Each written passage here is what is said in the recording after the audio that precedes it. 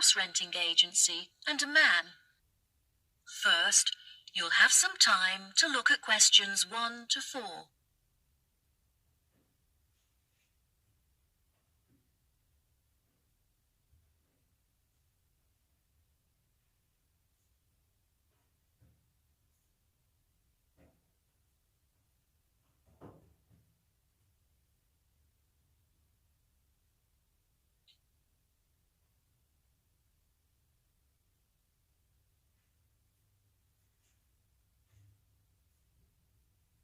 Listen carefully and answer questions 1 to 4.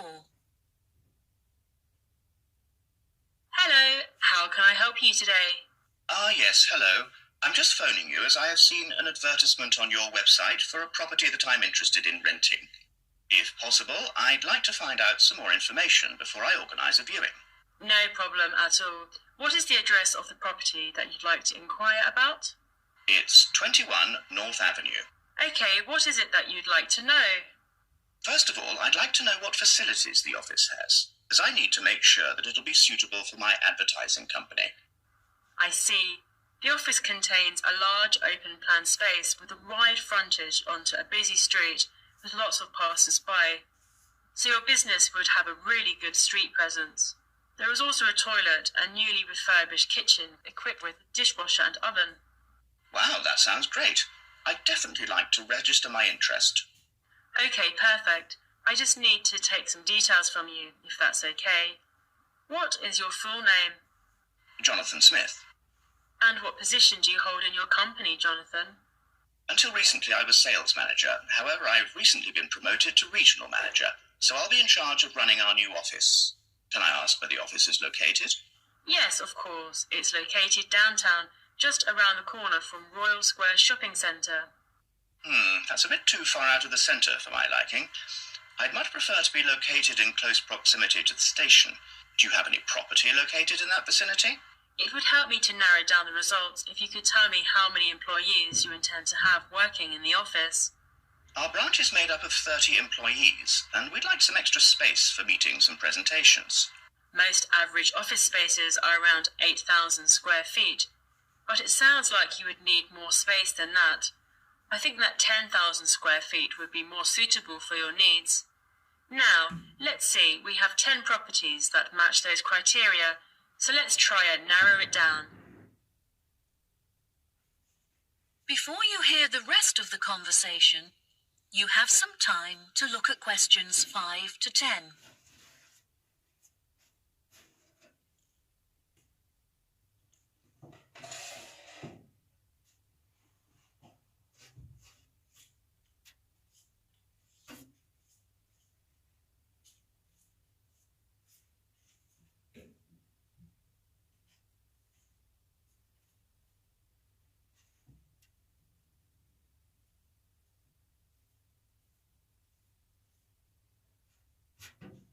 Now listen and answer questions 5 to 10. Do you have any other requirements? Well, we'll need access to the office 12 hours a day, but security should be 24-hour. We don't hold any money on the premises, but it's crucial that we protect our customer information against theft. Okay, anything else? Yes, ideally I would prefer the new office to be split over 2 levels, so that the working office area is kept separate from street level. That will enable us to locate a reception at ground floor level to welcome customers when they arrive. And are there any particular facilities that you need? Our employees work very hard throughout the day, and I want to make sure that they're well nourished. It would therefore be ideal if I could provide them with a kitchen to cook hot meals at lunchtime. Would you want the kitchen to be located at first floor level with the office? No, I don't want the office to be filled with the smell of food. It would be better if the new office had a basement where we could locate the kitchen and staff room area to keep it at arm's length from the workspace. Okay, I have now narrowed the search to 2 available properties. Do you have any other requirements that could narrow our search down to 1 result? All of our office staff will be working at desktop computers, so I'll need the office to be equipped with at least 40 power sockets if possible. Anything else? Studies have shown that exercise is very important for maintaining happiness and healthy brain function. In an office environment, it's very difficult to get sufficient daily exercise, so it would be great if they had access to a nearby exercise area. One of the available offices is located next door to a gym. Would this be suitable? Yes, absolutely. A gym is exactly what I was thinking of. Brilliant. Do you need the office to be furnished? I don't think so. I already have some furniture, so I would prefer to bring this myself. That's no problem at all. And before I forget, we will definitely require Wi-Fi access, as much of our work and customer recruitment is carried out online. No problem. It sounds like the property will suit your needs perfectly. I've taken the liberty of booking you a viewing at 3 p.m. on Thursday, so you can see it for yourself. Is there anything else I can help you with today? No, I think that's all the information I need. Thanks very much for your help. No problem. It's been my pleasure to be of assistance. Goodbye. That is the end of part 1. You now have half a minute to check your answers.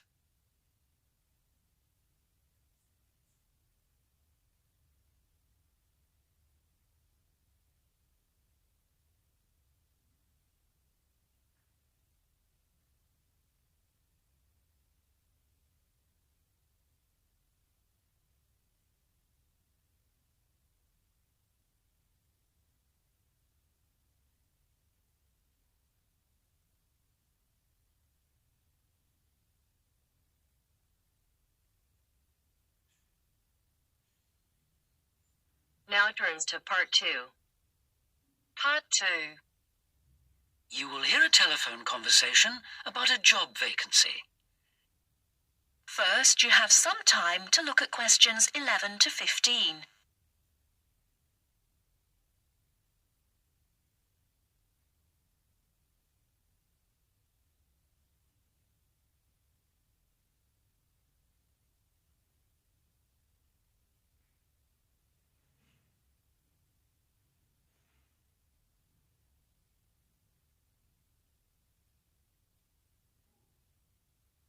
Now, listen carefully and answer questions 11 to 15.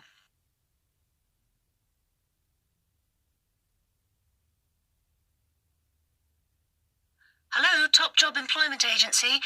Ellen Sykes speaking. How can I help you? Good morning. My name's Steve Collins and I'm calling about the call centre job advertised in today's paper. For an operative handling credit card inquiries? Yes, that's right. The wages and working conditions are all in the ad, so what I'd like to know now is what the work actually consists of. I should explain that I'm a student looking for a summer job, not long-term employment. That's okay. The people at Intercard say they've always found students to be honest, which of course is essential in this line of work, and they have the basic IT skills needed there. Apparently, there have been a few who didn't find it easy to get there on time in the morning, but in most cases their punctuality is as good as anybody else's.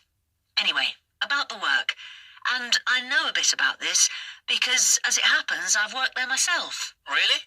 Yes, for about a year. You'd find that most callers would be people wanting to check the balance on their cards, query payments made and so on. And from those who've had their card stolen? No, they ring another number for that, an emergency line. People also call that number if they lose their cards. And what are most callers like? I mean, what kind of people are they? All sorts, really. All ages, every kind of background. Though one definite trend is the change in the number of women. Nowadays, they make up around 55% of the total, whereas years ago, there used to be a majority of men calling. At one time, I heard, as many as 3/4 of all credit cards were actually held by men, but that must have been long before I was there. It's certainly different now. So to do this job, what sort of experience do I need? None, really. Have you got a credit card yourself? Yes, I have. Then you probably know quite a bit about them already. And as a student, you're obviously intelligent, which of course you need to be for the job.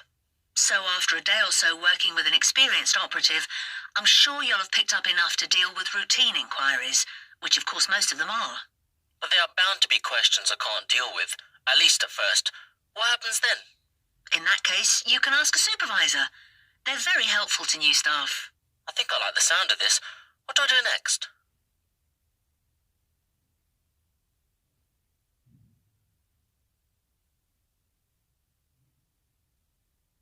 Before you hear the rest of the talk, you have some time to look at questions 16 to 20.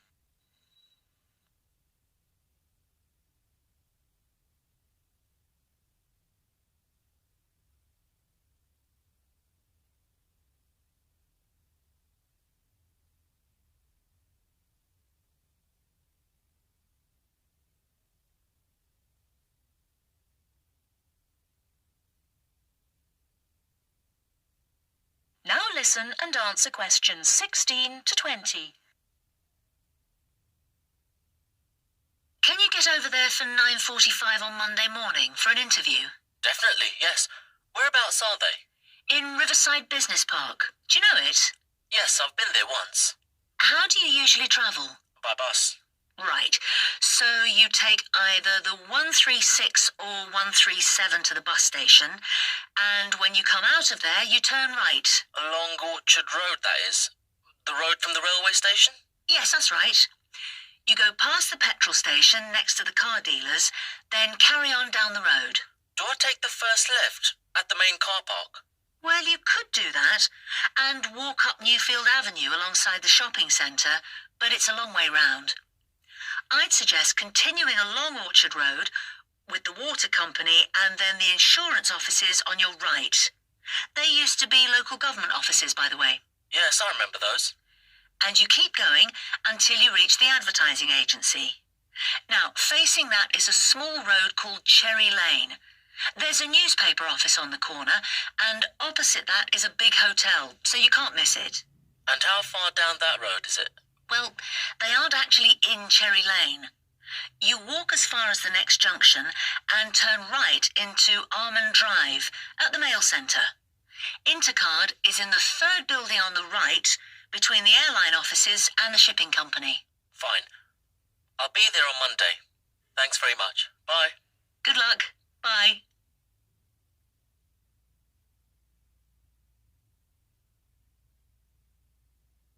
That is the end of part 2. You now have half a minute to check your answers.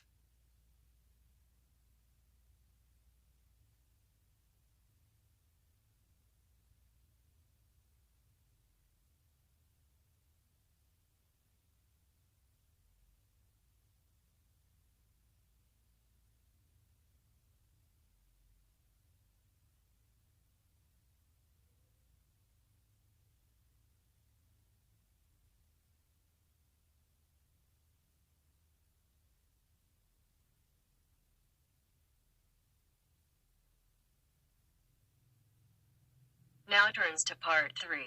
Part 3.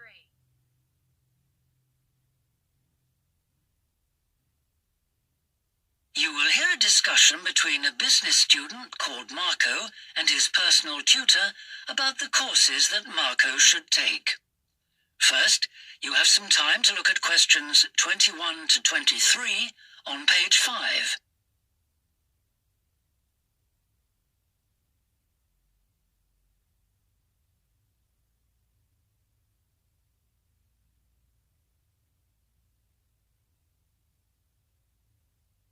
Now listen carefully and answer questions 21 to 23.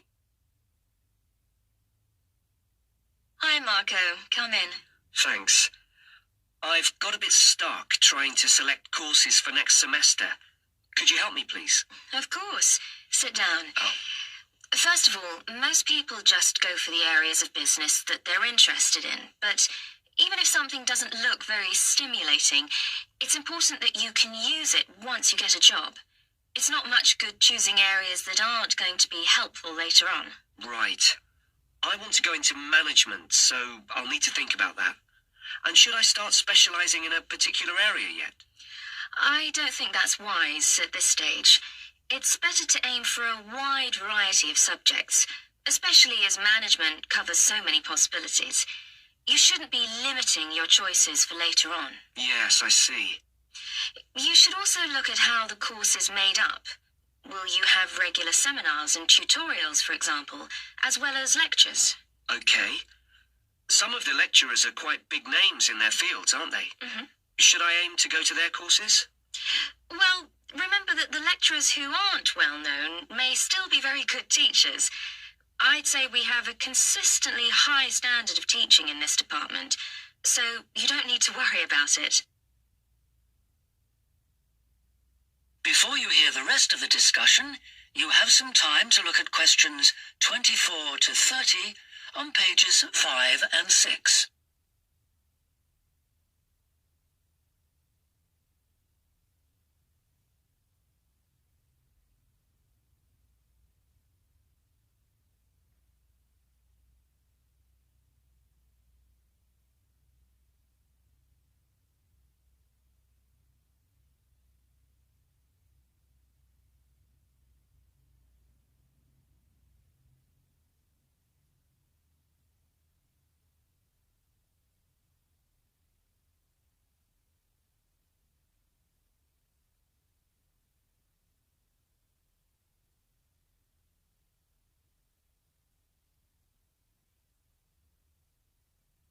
Now listen and answer questions 24 to 30. Good. Well, that's a great help. Now, last time we met, you mentioned doing team management, didn't you? That's right. I'm still quite keen on the idea. The trouble is that because of changes in the content of various courses, team management overlaps with the Introduction to Management course you took in your first year. So what you learned from it would be too little for the amount of time you'd have to spend on it. I'll drop that idea then. Have you had a chance to look at the outline I wrote for my finance dissertation? I left it in your pigeonhole last week. Yes. Why exactly do you want to write a dissertation instead of taking the finance modules? It'll be pretty demanding. Well, I'm quite prepared to do the extra work because I'm keen to investigate something in depth, instead of just skating across the surface.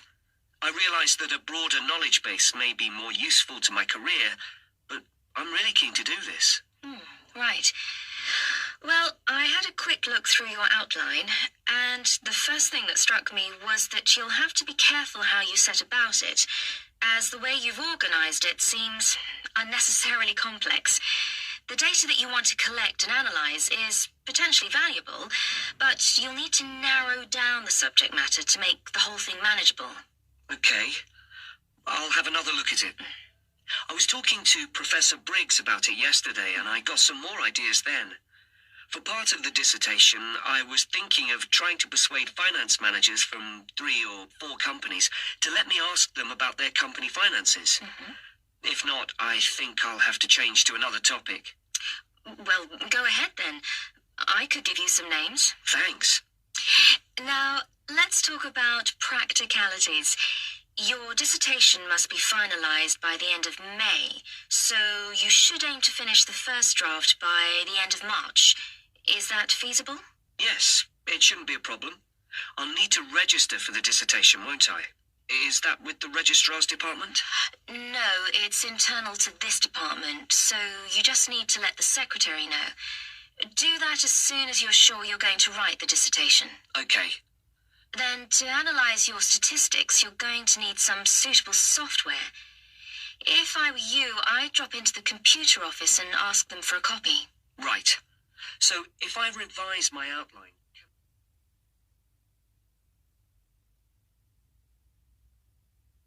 That is the end of part 3. You now have half a minute to check your answers.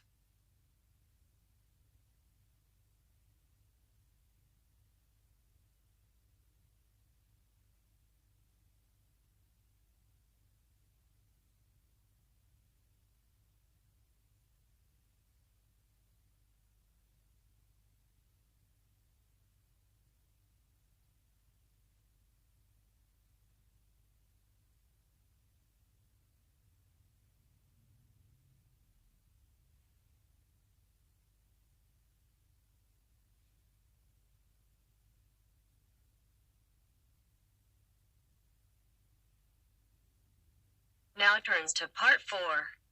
Part 4. You will hear a wildlife expert giving a talk to a group of bird lovers in the UK about a species called the tawny owl. Before you listen, You have some time to look at questions 31 to 40.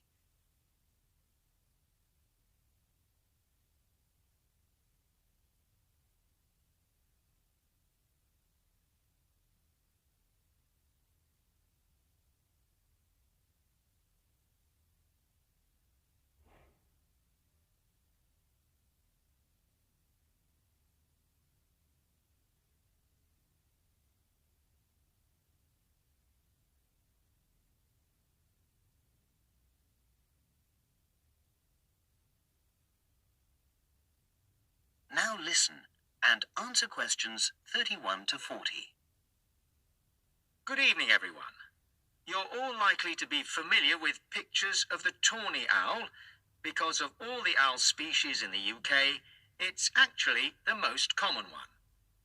But the chances are that you're more likely to have heard one than actually seen one, as it's also strongly nocturnal. This means that it normally ventures out at night. So, what kind of habitat does the tawny owl prefer? Well, a survey carried out in the 1980s confirmed that this owl is most likely to be found in woodland. If you look at a map of tawny owl distribution across Britain, you'll only see gaps in the treeless marshy areas of eastern England and in some of the more upland parts of northwest Scotland. However, you can sometimes find populations of tawny owls in urban areas too, either in parks or in large gardens. The tawny owl shows some obvious adaptations to its natural habitat. For example, both its wings and its tail are short, which helps it to maneuver through the trees. Also, the bird's plumage is a mixture of brown and grey, and this provides suitable camouflage for when the owl perches up against a tree trunk. Then there are its large eyes. The tawny owl's visual capacities are considerably better than those of humans, and although it can't see in complete darkness, it's sufficiently well equipped to be able to navigate its way around woodland on all but the most overcast nights. Another factor that contributes to the tawny owl's success as a hunter is its excellent memory of the layout of different areas. If you combine this ability with the owl's strongly territorial and sedentary nature, most populations of tawny owl are sit-and-wait predators, you realize that it has a good opportunity to predict where prey might be found. Finally, as well as having large eyes, the owl's sense of hearing is excellent, and this helps it to locate potential prey as it sits on its perch.